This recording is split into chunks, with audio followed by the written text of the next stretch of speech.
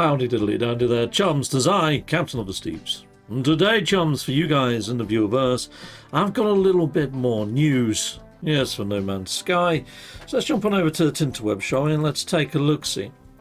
So Sean of the Murrays has now retweeted out the same emoji, but he's done it times 3. Now, I used to think that this meant that there was 3 sleeps to go until the update. Now, technically, if the update was to drop on a Tuesday or a Wednesday, today being a Sunday, that math is almost about right. And this is kind of when we see the emoji happen. However, in the past, Sean Murray has dropped this 3-barred emoji a day before the update dropped.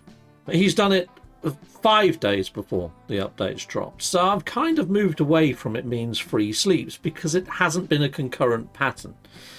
But what we have seen whenever he's done the 3 emojis is we normally see that there's 3 prongs to the actual update. Yes, we get an update to the game, but it's a named update. A named update, not just a port. Yeah. We also get patch notes and perhaps a trailer. And that's the sort of things that I think is going to happen this week. I mean, there's part of me that is wondering whether we might get the patch notes this time around before we get the update. And we might get something happen at Summer Games Fest that actually shows everything that's going to be happening, whether it's for Light No Fire or No Man's Sky. I think even if we do get something happen with No Man's Sky this week, I'm still wondering whether there's something in the oven baking for Light No Fire. The main reason I say that is because Sean of the Murrays actually retweeted the singular emoji over on the Light No Fire page on Twitter. And that's the first time they've ever done that. So I think they've got something sizzling hot to show for Light No Fire. So I do think we're going to get something for No Man's Sky this coming week, perhaps on the Tuesday or Wednesday. That I've got my fingers crossed for. And that is probably why we're seeing the sale on all the major platforms for No Man's Sky. The only thing is, when you look at the sale over on Xbox, it says that it ends in 1 day. 1 day's time? I don't think they're going to be putting out the actual update on a Monday. I don't think it's going to happen in the next 24 hours. So by the time that Xbox players get to see how lovely this new update is for No Man's Sky, the sale is going to be over. Unless this sale that's on right now on Xbox is an Xbox sale and Hello Games kicks in with another sale back to back tomorrow, we shall see. And we'll see if that sale is any longer. Let's have a look at the other platforms quickly and see when the sales run out on those. But at the moment, Xbox for me is a very odd one that I'm watching like a hawk. Okay, No Man's Sky over on PlayStation. The actual offer ends on the 11th of this month, which would see us into Summer Games Fest and then beyond. So the 11th is probably the longest the sale is on any platform right now, people. The 11th of June.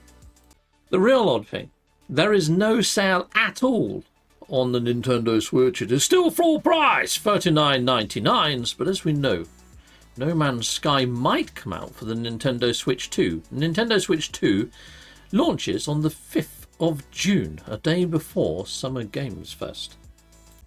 And here we have it over on Steam. And over on Steam, the offer ends on the 9th of June. There is also a massive bundle sale where you get yourself Last Campfire, No Man's Sky, Joe Danger, and a load of Joe Danger add-on packs.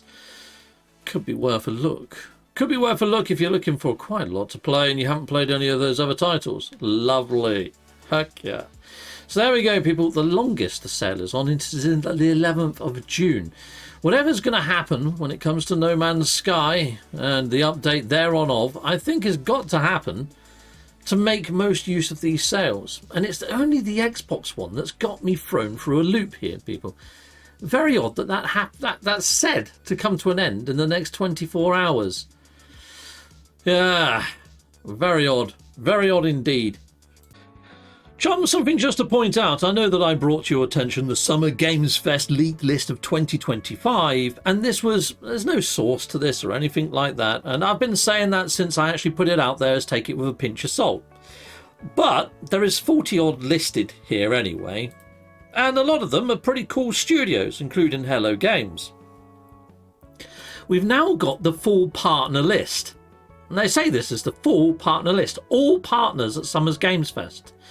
The thing is I've actually copied this list and I've pasted them both into Excel. Now, if you highlight a column in Excel, it tells you how many are in said column. There's only 50. So there's 10 missing inside of that all partners list. And Jeff Keighley said that there was 60 plus. So we know it's not the full list. So even the legit list isn't legit. However, this leaked list, what I've done is I've just gone through and like, okay, that one's in there, so I'm going to colour that one yellow. Almonds and Games, is it there? Yeah, colour that yellow. Annapurna Interactive, yeah, it's there, colour it yellow. And I've just gone through and I've done that to each and every single one, just by hand. There might be one or two issues, I might have missed one. But I don't think I have. I've gone over the list like a couple of times now, and I think I've got them all. And the yellows inside of this list, I mean, if I just highlight the column there, there's 42 inside of this list. And the yellows, there's quite a fair few of them anyway, that match up into this list. Now, if I had to make a list of attendees, if I wanted to spoof something and make something up, I don't think I could have been as on par with what we're seeing in the legit list. Now, we do know that the Summer Games Fest goes over a couple of days. Now, some of these could be considered as indie. I mean, Hello Games is technically an indie studio. They might not appear in day one. They might not be in this all-stars lineup anyway.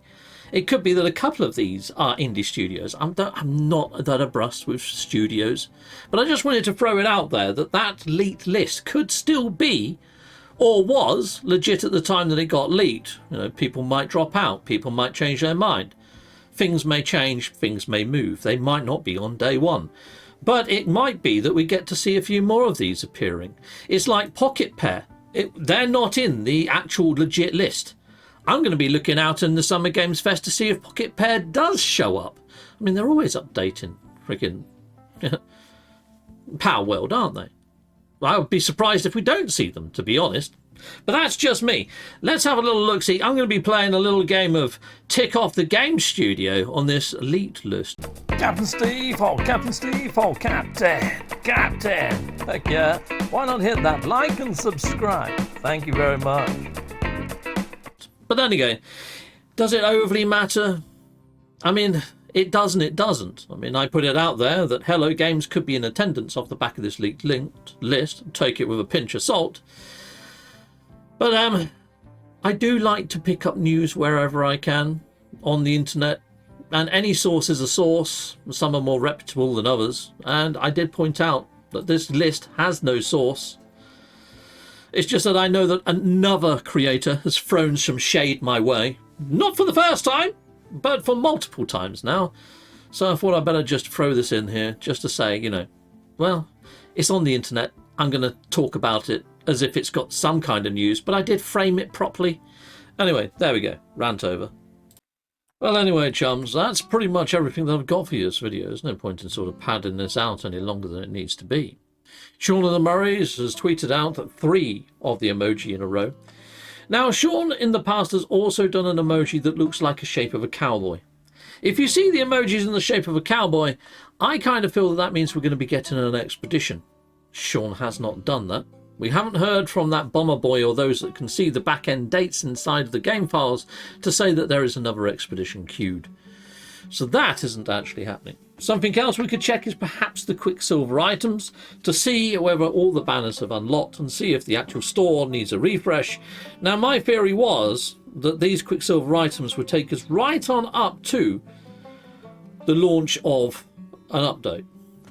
We're actually on tier 3 and we're at 28%.